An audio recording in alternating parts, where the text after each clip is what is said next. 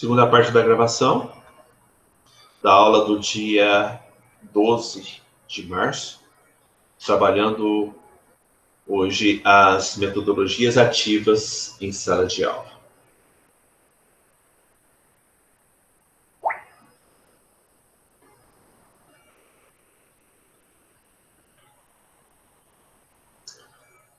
Ensino híbrido, então, né, gente? Eu acredito que na atual conjuntura em que vivemos, onde o distanciamento ele está sendo tão importante neste momento, para que nós possamos nos salvar, para que vocês se salvem, para que entes queridos de vocês também, né? Mas a vida continua. Vocês estão aí na labuta do dia. As nossas aulas têm que acontecer. E o ensino híbrido foi o que veio a calhar aqui nesse momento. Mas, ao mesmo tempo que a gente trabalha essa forma de ensino, eu tenho que fazer uso de ferramentas que permitam, né, que eu possa trabalhar esses conteúdos aqui. Eu possa explanar o assunto, né, a ser diagnosticado nesse momento. Então, eu tenho aí, né, os meus grupos de trabalho, eu tenho minhas aulas gravadas, eu tenho o meu meeting, que tanto permitiu, né, esse momento nosso aqui. Se eu não estou numa instituição federal, eu não posso, eu tenho uma ferramenta gratuita, eu tenho um Zoom, limitado a número de usuários, limitado a 40 minutos, mas que também é uma ferramenta que permite que eu possa, né, trabalhar o ensino híbrido, que eu possa estar trabalhando em grupos aqui com vocês. Eu posso pegar essa sala, né, que hoje nós estamos aqui com 11 alunos, 12 alunos, tá? E dividir em 6 grupos e o Meet administrar cada um desses grupos, de forma que vocês, né, agrupados, troquem opiniões. E nós não ficamos sabendo aqui, por quê? Porque quem estiver na administração estará gerenciando apenas as salas e não ouvindo o que está se passando lá, mas que pode sim estar entrando na sala, que depois abre o áudio para que possa ser debatido em cada sala aquele assunto. Então, eu faço do Meeting hoje uma ferramenta que eu utilizava em sala de aula, que é colocar um assunto, né, distribuir, montar os grupos, cada um no cantinho da sala, grupinho de 3 ou de 4 ali no cantinho da sala, fazendo um resumo, ajustando, né, aquele assunto que vai ser trabalhado, para ser apresentado, até no momento que o professor, né, pega o líder de cada grupo e cada um apresenta a sua etapa. Isso é possível aqui no Meet. E isso é importante dentro da sala de aula. Conduzir o aluno para que ele saiba trabalhar em equipe. Trabalhar em equipe não é simplesmente escolher alguém para trabalhar comigo. É colocar o seu ponto de vista, observar que o seu ponto de vista não é o mesmo do seu colega, mas saber aceitar a visão que ele tem junto com a sua e fazer um apanhado daqueles dois contrapontos para que se chegue a um único denominador. Isso é possível aqui também. Isso faz parte do ensino híbrido e faz parte das ferramentas que a tecnologia nos permite. Volto naquela questão, né, de não simplesmente colocar uma ferramenta para ser trabalhada dentro de uma pedagogia,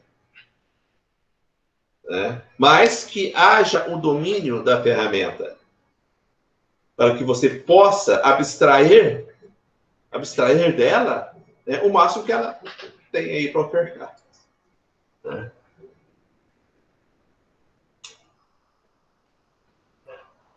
Ensino híbrido nos traz aí, né, um incentivo, a facilidade para o aluno, principalmente para que ele desenvolva um hábito. O hábito do comprometimento. O hábito de fazer com que aquela aula síncrona, que tem uma data e um horário, né, faça parte, né, da sua dinâmica. Faça parte do seu cotidiano.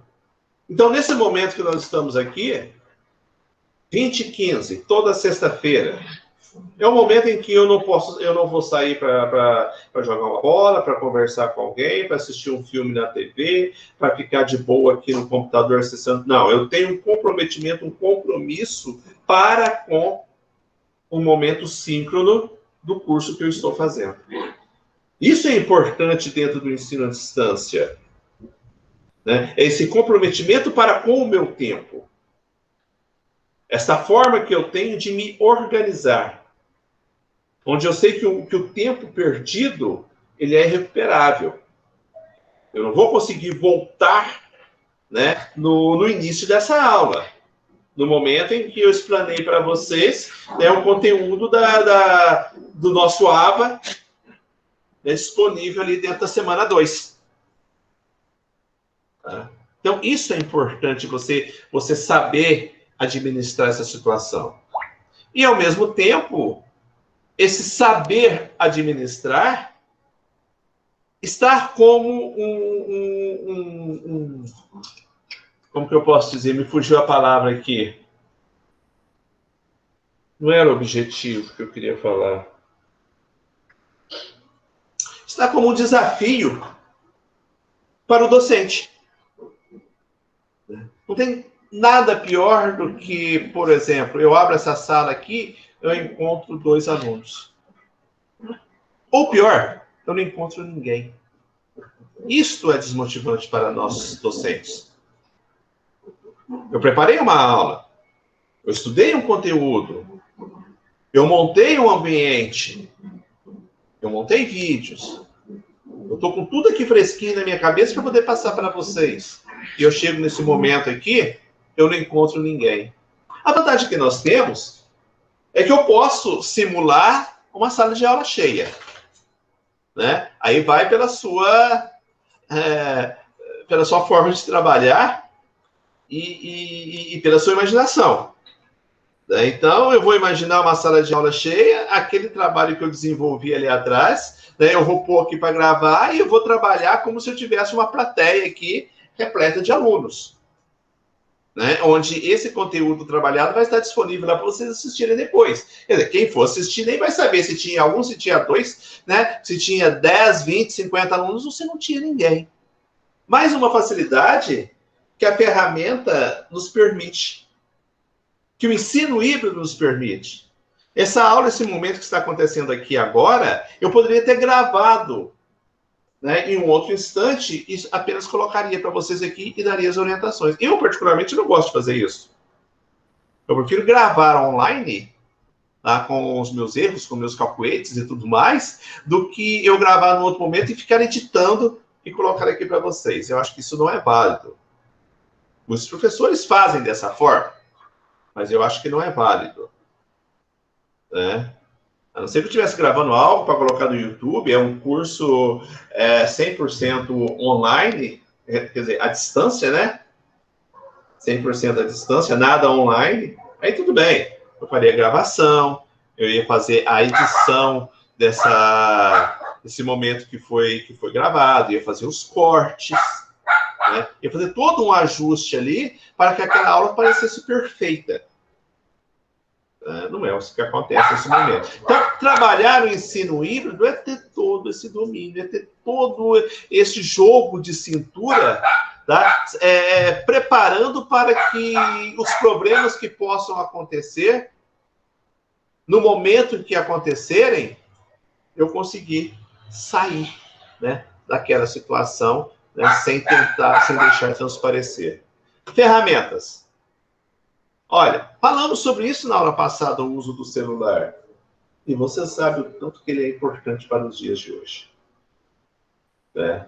Eu não sei se nesse momento vocês estão utilizando um computador, um desktop, né, um notebook, um tablet, o próprio celular para assistir essa aula. Isso nem é importante para nós aqui. O importante é que vocês estão presentes. O importante é que vocês estão fazendo da tecnologia algo em favor de vocês. Né? E hoje, vocês estão do outro lado como discente. O amanhã, isso irá se inverter. Vocês estarão do lado de cá como docentes, explanando o conteúdo e levando ele, né, aos seus, vamos dizer assim, mais remotos locais. Tá? Se eu pegar vocês aqui, eu não sei dizer, mas eu não acredito que todos estejam em Muzambinho. Acredito que vocês sejam aí de municípios diferentes. E isso não atrapalha, né, o nosso desenvolvimento, nossa aula aqui. Tá? Então, estão aí as ferramentas, assim como, olha, eu estou fazendo uso do sistema híbrido, eu estou fazendo uso da tecnologia, vocês estão distantes, mas eu não abandonei os debates, tá? Eu não abandonei os debates e as orientações. A escola evoluiu, as ferramentas evoluíram, os paradigmas aconteceram, mas certos métodos, eles são válidos até os dias de hoje. E a questão do debate, a questão de ouvir a opinião do outro, quando a Daiane colocou o ponto de vista dela, o Matheus colocou dele, logo em seguida o Guilherme veio ali e colocou. Gente, isso é legal, isso é participativo. Tá? Isso traz um crescimento para vocês dentro da disciplina. E isso é inerente. Cada um terá o seu. E se você não consegue pegar do outro, se adaptar.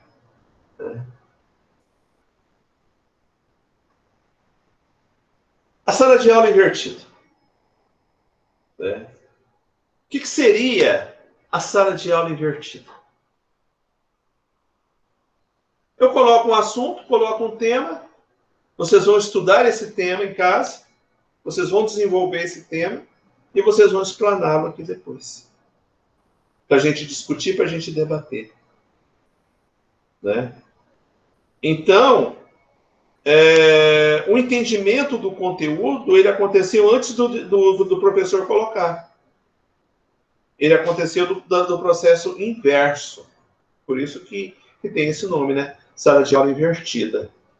E nesta imagem aqui, vocês estão vendo, olha ali, ó. Durante, pratica-se os conceitos aprendidos. Antes, os estudantes se preparam estudando para as atividades de sala. E depois, revisa o conteúdo e estende-se os aprendizados. O aprendizado, muitas vezes, ele acontece quase que sozinho. A sala de aula invertida é assim. E o aluno hoje ele é muito autossuficiente. Né? O aluno hoje ele se desenvolve, né, com uma facilidade muito grande se nós compararmos o aluno de 20, de 30 anos atrás. A tecnologia não estava embutida. Consequentemente, a linha de raciocínio dele era limitada, se nós fizermos essa comparação, o antes e o agora.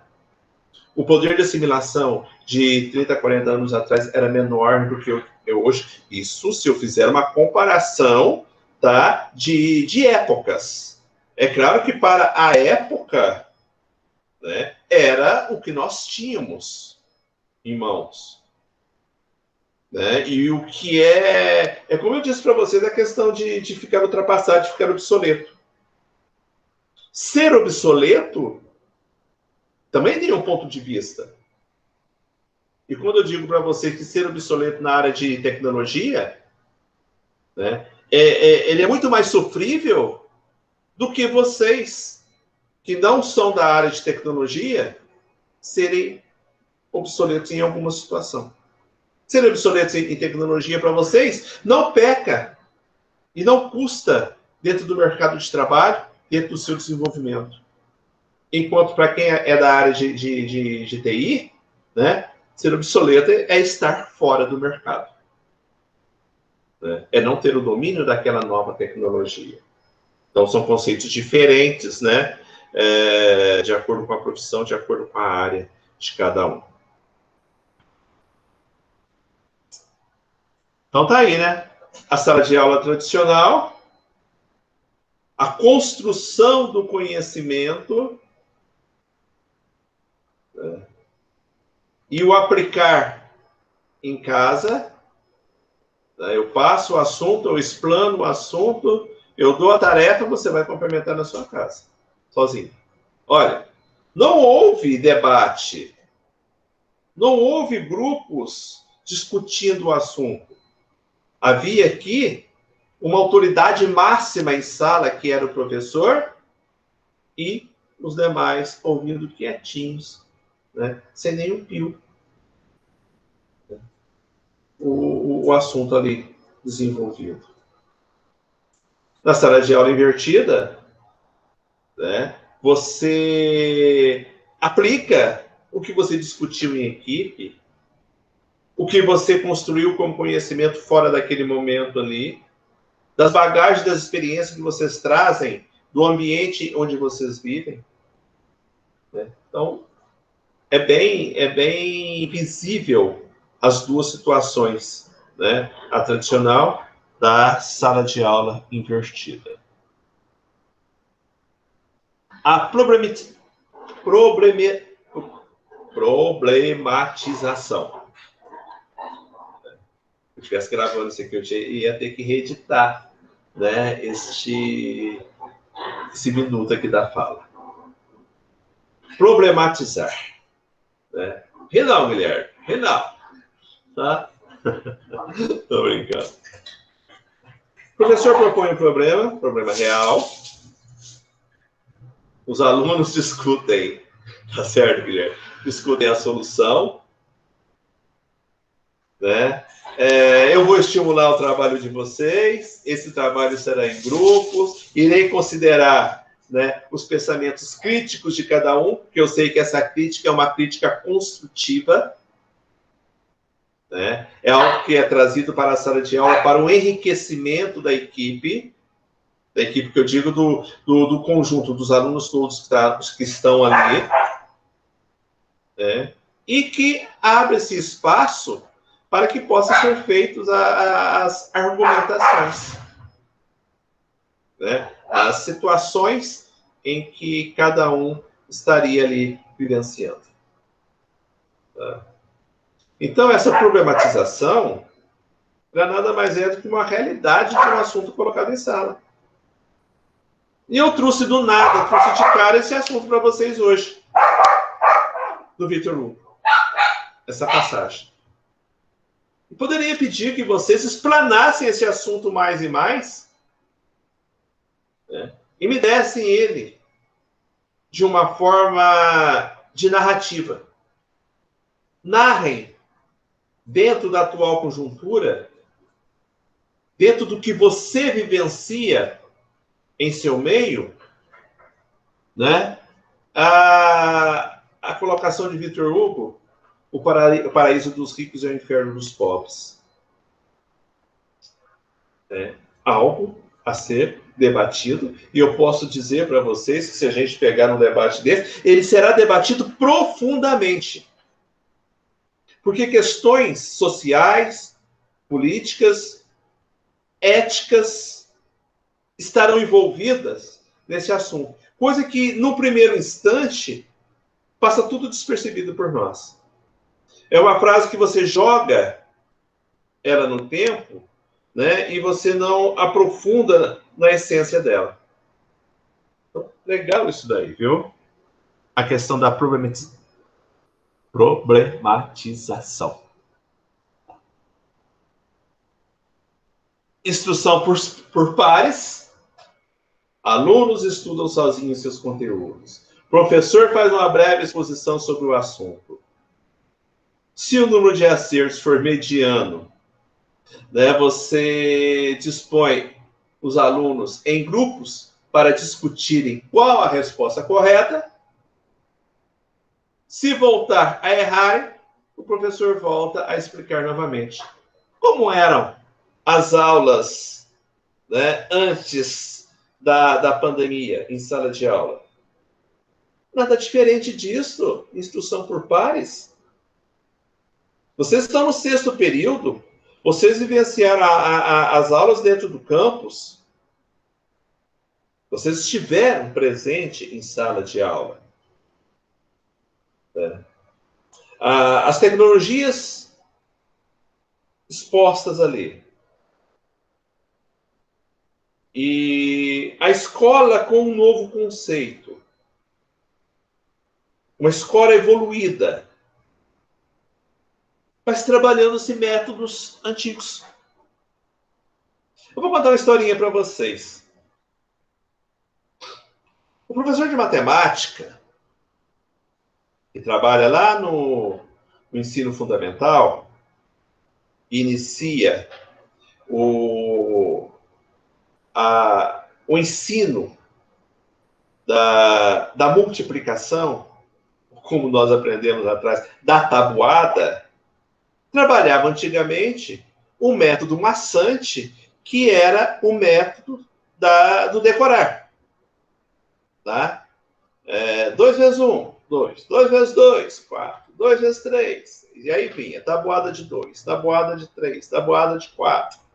Né? E aquilo era colocado para o aluno massivamente em sala de aula, repetida N vezes. E passava-se lá no quadro, né? 3 vezes 1. A turma respondia, 3. 3 vezes 2, 6. E por aí ia, né? E essa era a metodologia que o professor tinha, pois ele não tinha nada tecnológico que pudesse auxiliá-lo. Ele tinha um quadro, uma lousa, ele tinha um giz, vou dizer, nem um pincel, nem um quadro branco, ele tinha um giz, e ali ele ia trabalhando a tabuada no método da decoreba, até que você, né, por tentativa e erro, por assimilação, conseguia decorar.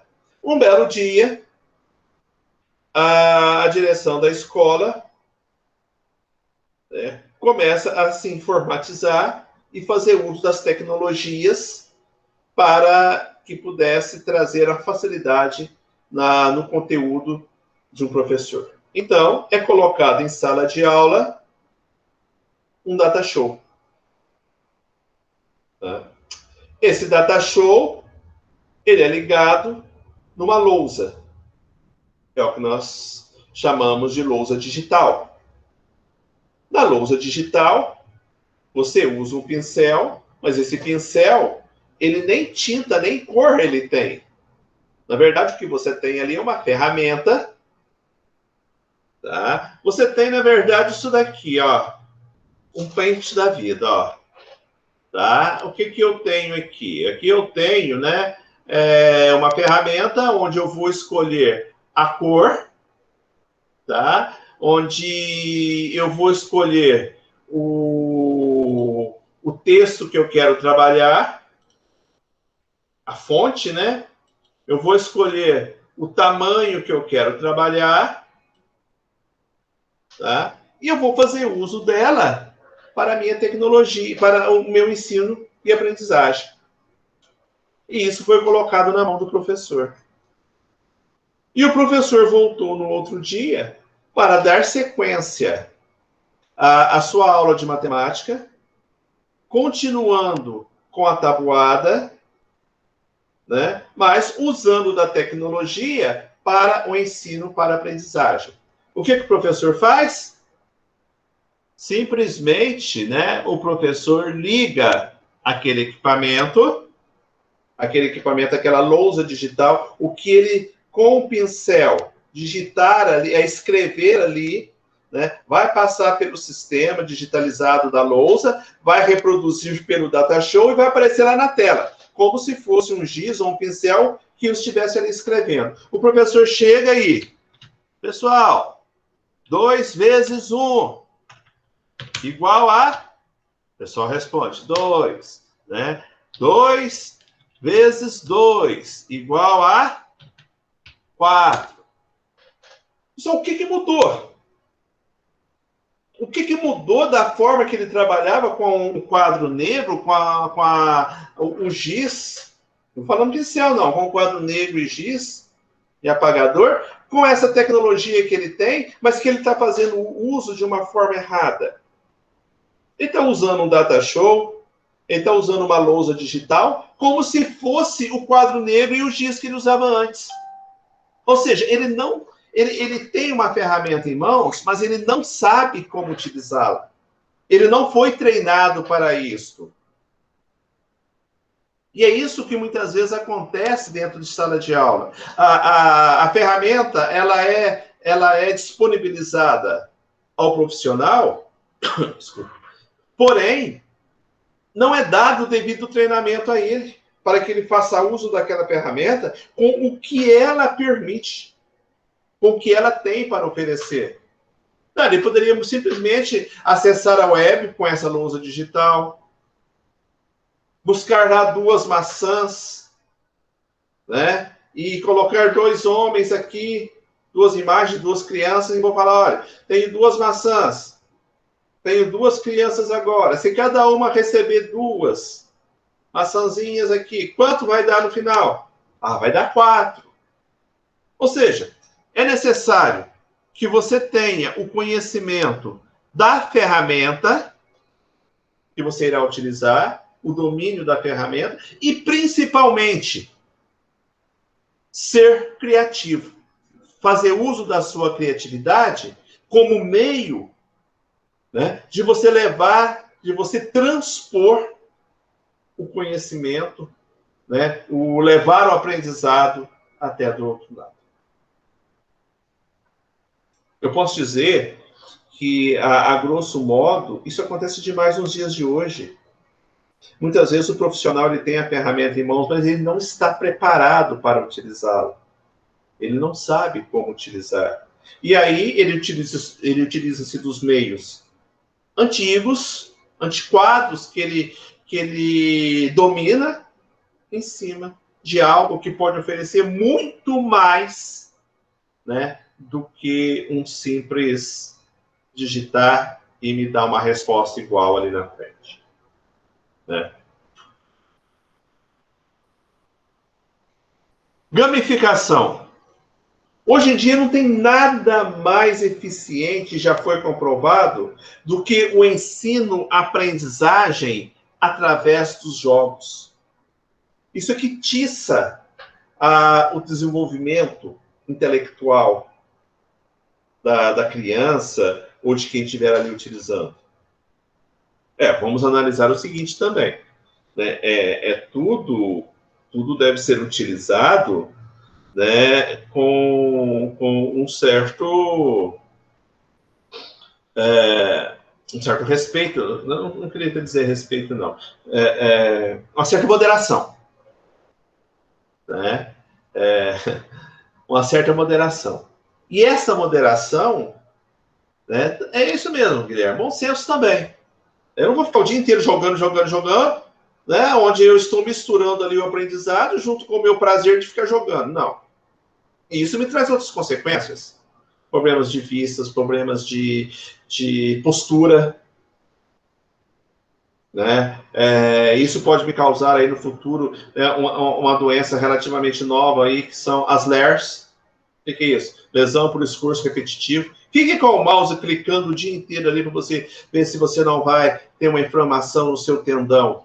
Isso vai trazer um problema para vocês. A postura, principalmente. Muitas vezes nós nos assentamos mal. Não no ângulo de 90 graus, não com os pés apoiados no chão. Né? E quem que sente isso? A nossa coluna. Um dia, 2 dias não é nada. Um mês, um ano, e mais anos. Né? Então, isso é muito importante. Né? Então, a gamificação, ela veio hoje como um complemento do ensino, mas um complemento super eficiente.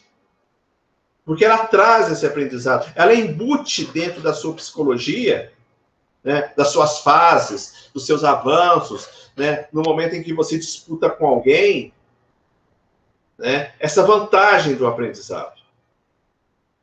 ela traz uma forma de concentração, você consegue se concentrar, ficar ali, você consegue focar, né? E hoje nada melhor para você desenvolver algo se você não estiver focado, se você não estiver concentrado. Se você fugir desse foco, se você fugir dessa concentração, né? São tantas coisas que existem ao nosso redor que nos dispersa e o tempo vai embora e eu perdi a sequência e quando eu volto eu tenho que repor tudo novamente para dar sequência naquele meu plano. Né?